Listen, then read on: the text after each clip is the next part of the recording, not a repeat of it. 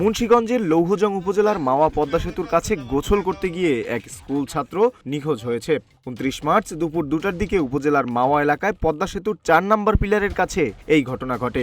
নিখোঁজ আরাফাত হোসেন শ্রীনগর পাইলট উচ্চ বিদ্যালয়ের ১০ম শ্রেণীর শিক্ষার্থী।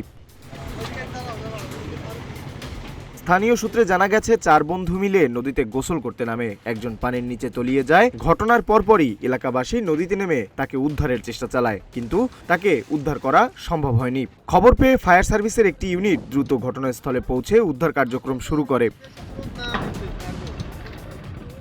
মুন্সিগঞ্জ ফায়ার সার্ভিস ও সিভিল ডিফেন্সের উপসহকারী পরিচালক মোহাম্মদ শফিকুল ইসলাম জানান, আরাফাত তার আরও ৩ বন্ধুকে নিয়ে পদ্মা নদীতে গোসল করতে নামে। এ সময় ৪ জনের মধ্যে ৩ জন সাঁতরে তীরে উঠতে সক্ষম হলেও আরাফাত নিখোঁজ হয়ে যায়। ফায়ার সার্ভিসের একটি ডুবুরি দল ঘটনাস্থলে পৌঁছে উদ্ধার তৎপরতা শুরু করেছে।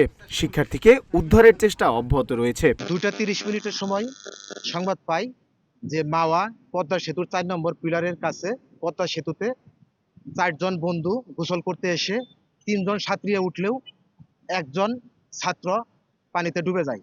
তাৎক্ষণিক সংবাদ পেয়ে আমাদের ফায়ার সার্ভিসের প্রধান কার্যালয় থেকে একটি ডুবুরি টিম ঘটনাস্থলে এসে উদ্ধার কার্য পরিচালনা করতেছে। আপনারা দেখতে পাচ্ছেন যে আমাদের ডুবুরি টিম এখনো পানিতে তারা কাজ করতেছে। এখানে আমাদের সাথে নৌ পুলিশ, কোস্টগার্ড, স্থানীয় জনগণ আমাদের সাথে সহযোগিতা করতেছে। আমরা চেষ্টা করে যাচ্ছি, যে পর্যন্ত তাকে উদ্ধার করতে না পারবো আমাদের উদ্ধার অভিযান চলমান থাকে। আপনারা এখানে কোস্টগার্ড, নৌ পুলিশ, স্থানীয় জনগণ আমাদের সর্বাত্মক চেষ্টা করতেছেন যাতে আমরা দ্রুত এই ছাত্রটিকে আমরা উদ্ধার করতে পারি। এই ছাত্রটির নাম হচ্ছে মোহাম্মদ আরাফাত। সে শ্রীনগর পাইলট স্কুলে পড়াশোনা করে ১০ম শ্রেণীতে।